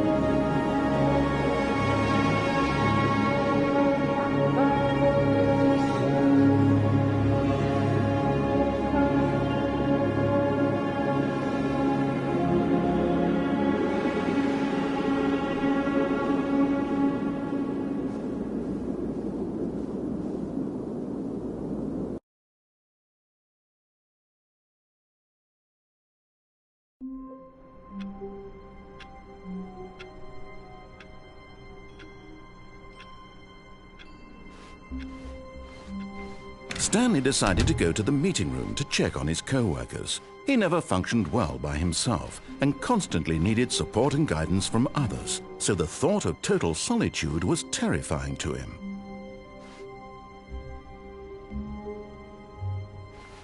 Oh, good. You notice my sign. Yes, I have something very exciting to show you.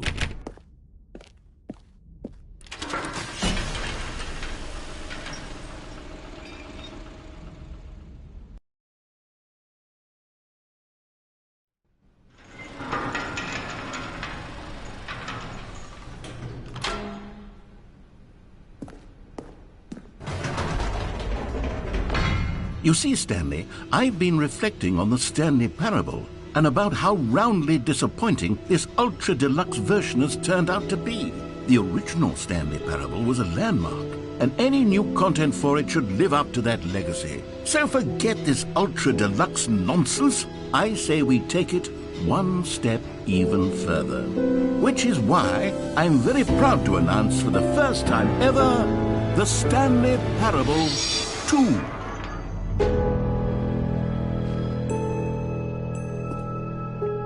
Yes, you see, isn't this far superior to a measly port with a few minor additions? Think of all the new territory we'll cover with a fully fledged sequel. An entirely new experience, built from the ground up. Why, there are so many possibilities. It could go in so many different directions.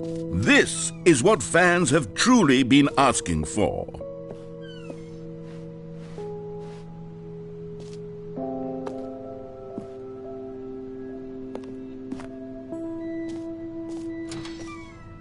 Now, to be clear, I haven't quite nailed down what exactly the Stanley Parable 2 is going to be, but let's take a look at some of the features I've been developing for it.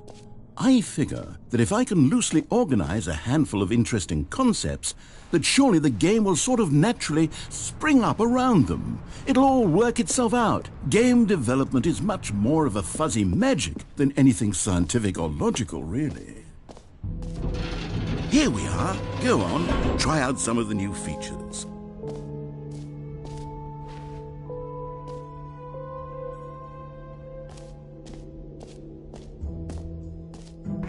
For the Stanley Parable 2, I asked myself, what do players really want? And of course, the first and most obvious answer is that they want to be individually recognized and validated as people. So with that in mind, my first addition to the game is this button which speaks the name of the person playing the game. Isn't that wonderful? Jim. Sorry, I should have clarified. Right now, the button only says the name Jim. But of course, in the final game, this button will say your name, whatever name that is. Here, let's have you role-play as Jim to really simulate the full experience of this feature. Just play along. I promise you'll love it. Okay, here we go. Let's take a deep breath, clear your mind, forget whoever you are, and simply become a person named Jim. I want you to imagine yourself living as Jim, sleeping and waking as Jim, falling in love and being heartbroken as Jim, seizing all of the world's possibilities as Jim, and as Jim watching your dreams crumble into dust. Jim. Whoa, hold on. I wasn't finished setting up the backstory. If you don't properly roleplay as Jim, then you'll never understand the impact of this button. Otherwise, it's just a stupid button that says somebody else's name. Okay, we're doing it again, and this time let me finish first. Now, allow yourself to become Jim.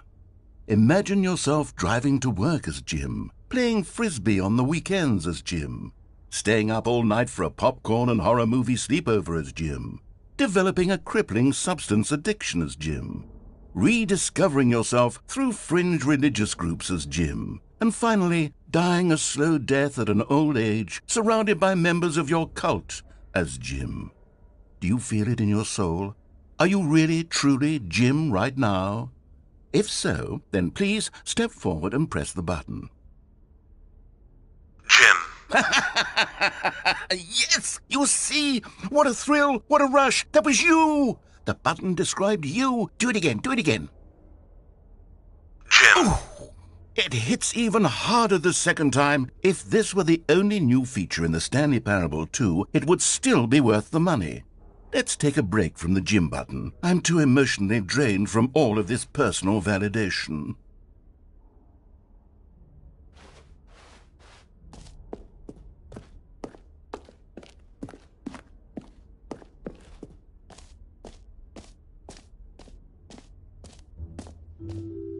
I suppose I could allow only people named Jim to play the Stanley Parable 2. That would actually save me the work of finishing this feature.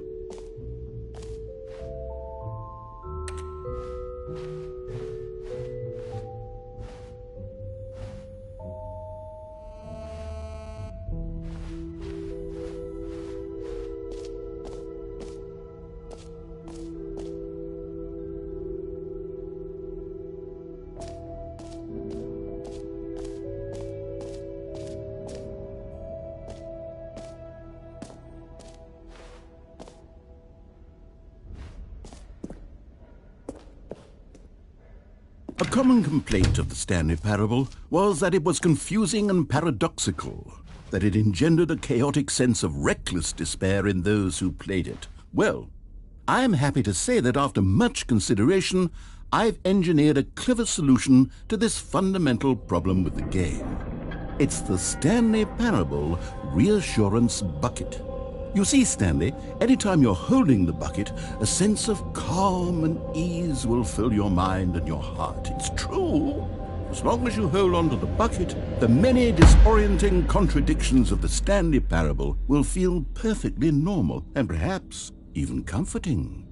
You may even come to long for the gentle embrace of jarring cognitive dissonance while the bucket is in your arms. And to be honest, It's a much more convenient solution for me than actually redesigning the game to be less uncomfortable. Can you imagine what a pain in the ass that would be? Yes, the bucket is the perfect solution. Come on, give it a try.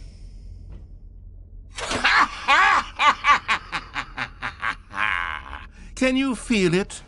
The glow of comfort, even in the face of crushing despair, must already be sweeping through your body. And in fact, can I say that I do believe the bucket lends you an air of charisma as well? I think that just holding it has made you the slightest bit more attractive as a person. The benefits of the bucket seem to go on, don't they? All this and more await you in the Stanley Parable 2.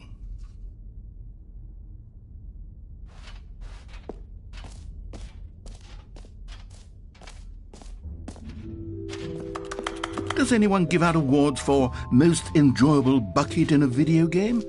That really should be an award if it isn't already. Okay, I'll be honest, I haven't yet decided on this one. I think that in the new version, the office could use a bit of decoration, like balloons. But I'm undecided on Get Well Someday and Happy 12th Birthday. Which would you go with? You know, sometimes when you solicit another person's opinion, it makes you realize that you knew which one you actually really wanted all along. Happy 12th birthday, step-niece, it is.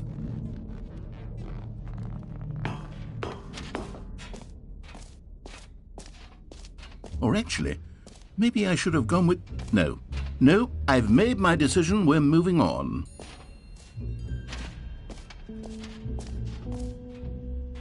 You know what? Let's bring the jump circle back for Stanley Parable 2 as well. It's a... Oh, wait. You already spent all your jumps the first time we saw the jump circle? Oh, well. I suppose it can just be a nice decorative piece, then.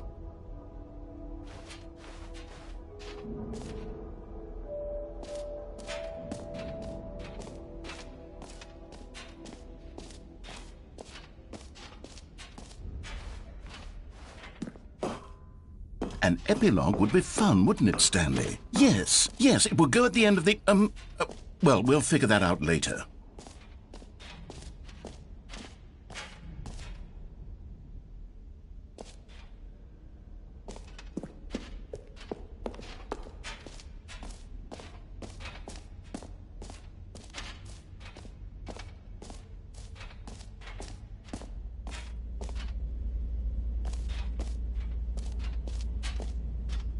Stanley, here's an idea that I'm truly fond of. It's never been done before in a video game. This is, in fact, a hole that you can fall down forever. That's right.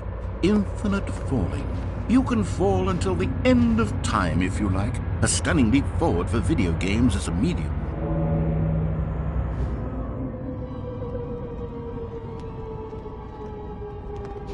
You see, isn't it wonderful? One of my more ingenious concoctions, if I do say so. Now then, since you've gotten to see the infinite hole, you can press the teleport button to pop back up to the top, and we can continue onward. Great! Now, I'm very excited to show you even more of my ideas for the sequel.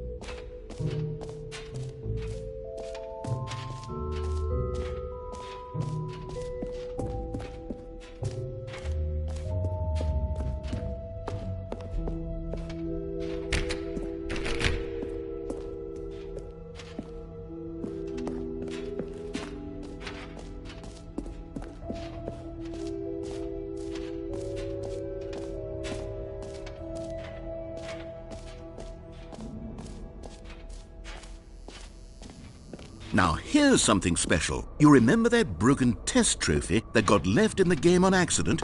Well, I'm developing a technology to simply give you the trophy. Yes. You see, you'll come to this lever, and when you pull it, the trophy will be given to you. It's as simple as that. Okay, perhaps I should have clarified. This is technology that will exist. Right now, The trophy is still fully broken. I'm not a wizard, Stanley, but I guarantee it will be fixed in the sequel to at last satisfy the hordes of ravenous fans all over the world who have been uproariously demanding this feature. Gamers, we hear you, and I promise it will happen.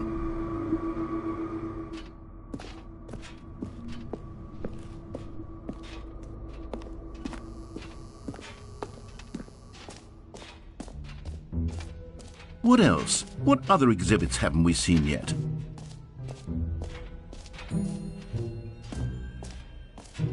Calling it the Stanley Parable 2 is just so much catchier than Ultra Deluxe, don't you think? Ultra Deluxe? What does it even mean? But the Stanley Parable 2, now that's an artistic statement right there.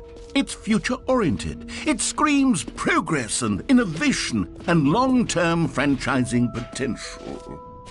Ah, collectibles.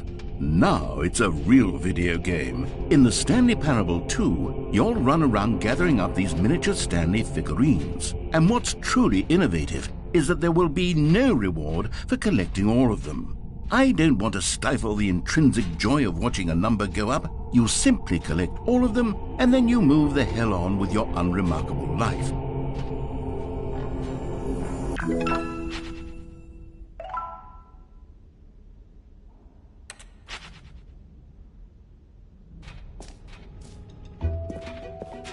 God, it really is the worst when you collect everything in a video game and then they give you a big fancy reward for it. Absolutely tragic.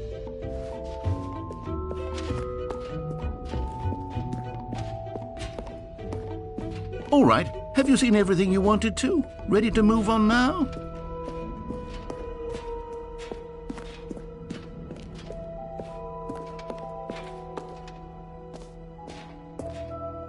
So, Stanley, what do you think? Do you like all of the new features? Yes, I know it's not exactly clear yet how exactly these features will come together as one single coherent video game, but I can feel it in my soul. It's going to work. There's definitely a good game in there somewhere. Say, let's do an experiment. I'll arrange these new features together, and we'll see whether or not it coheres into a meaningful gameplay experience. Okay, are you ready? Here it is. I give you the Stanley Parable 2.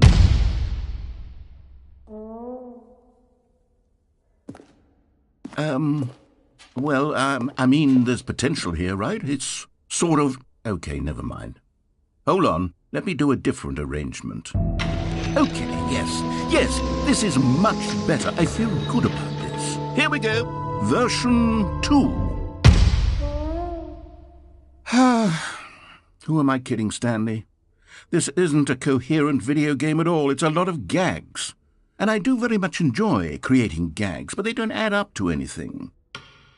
I wanted more than anything to create a sequel that would capture all the magic of the first game. I wanted fans to love it. No matter how good these gags are, they won't stand on their own. They would need the structure and the gameplay of the original. Wait, maybe that's it. I can take the original Stanley Parable and simply, well, insert a few of my new features into it. Tastefully, of course. With respect. With care for the vision and integrity of the original game. Would it possibly work? I suppose it could. But it would need a really, really tremendous title screen. A title screen that says with bold and uncompromising conviction, "This is the Stanley Parable 2. Let me see if I can whip something up. All right, perfect. Go ahead. Take a look.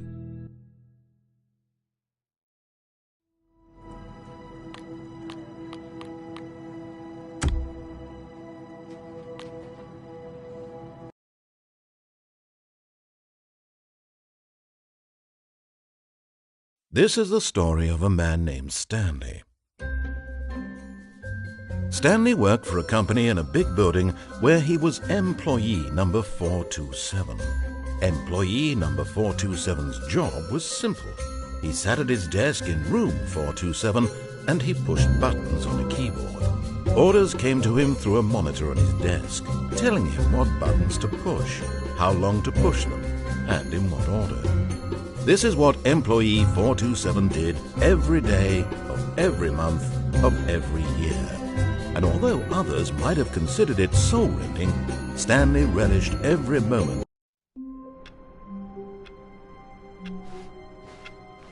All of his co-workers were gone. What could it mean? Stanley decided to go to the meeting room. Perhaps he had simply missed a memo. Stanley picked up the bucket.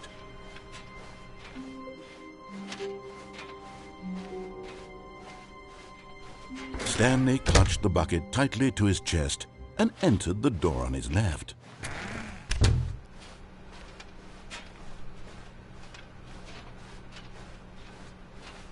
Still no one was here.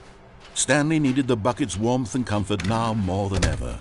Perhaps his boss's office was where he'd find answers. Coming to a staircase, Stanley and the bucket walked upstairs to the boss's office.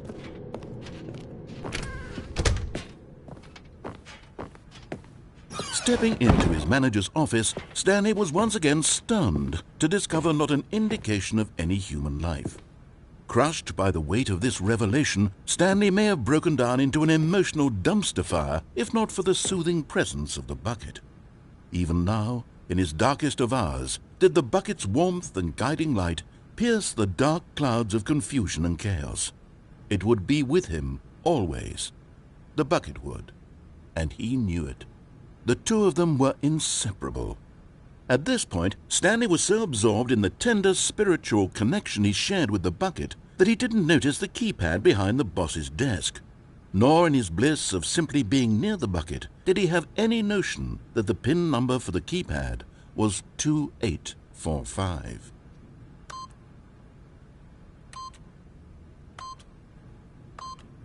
But Stanley guessed the correct code by sheer luck. Was it that the bucket knew all along? Was the bucket guiding him? Yes, this is certainly the most logical explanation.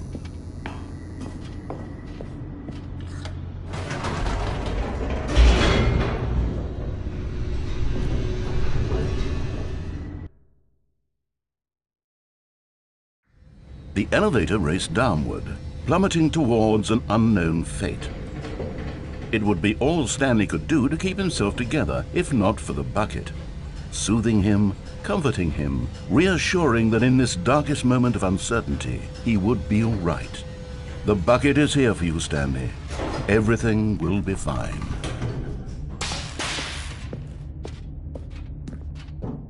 Stanley and the bucket walked straight ahead through the large door that read, Mind Control Facility.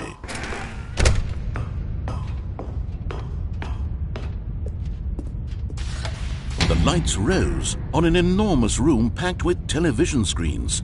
What horrible secret did this place hold? Stanley and the bucket both wondered to themselves.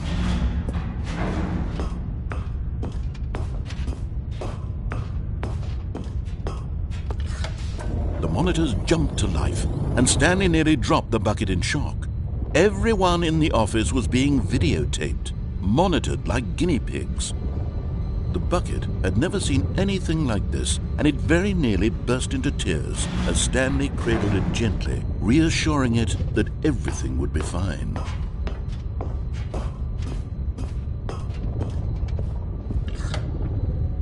Was the bucket under the mind control facility's influence as well? Had the bucket been told to do things it didn't wish to do? What kinds of things does a bucket want to do or not want to do in the first place? These questions raced furiously in Stanley's feeble mind. No! He screamed into the bucket. He couldn't accept it. His own life in someone else's control, never!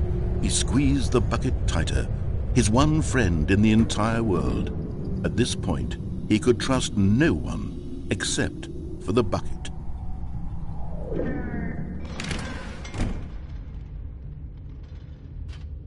But here was the proof. The heart of the operation. Controls labeled with emotions, happy or sad or content. Walking, eating, working, all of it monitored and commanded from this very place. And as the cold reality of his past began to sink in, Stanley decided that this machinery would never again exert its terrible power.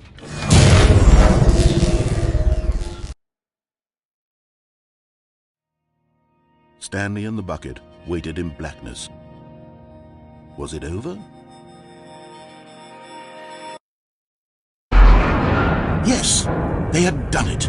Stanley and the bucket had defeated their greatest and darkest enemy, freed themselves from the tyrannical grip of the evil mind control machine. Freedom was now mere moments away. Excitedly, the two of them began to discuss the kind of life they wanted to live once they stepped through this massive door. The bucket wanted to learn to roller skate. Stanley wanted to sneeze in every country on Earth. Both of them wanted to begin watching a movie, any movie, but then stop it halfway through and begin watching it in reverse from the end. True, it was a simple life they envisioned, but it was one they'd lived together, with one another to lean on, to trust, to support. What? Wait. What was happening? Why had the door stopped? Was Stanley and the bucket not about to be freed? An unbearable silence filled the room, lingering in uncertainty, until finally the truth hit Stanley square in the face. This building did not want the bucket to leave. Even the facility itself recognized the incredible calming presence of the bucket, needed the soothing warmth of the bucket, would go to any lengths not to part with the bucket. No. Stanley can't leave this place, not while he has such a precious bucket in his arms. Not while this building has anything to say about it. Stanley realized he would never again leave this very room. But at least he has the bucket. To be trapped eternally in darkness isn't really so bad, Stanley thought to himself. As long as I have my bucket with me, right? I'll be okay, won't I? Stanley gulped. Very soon now, he was about to find out.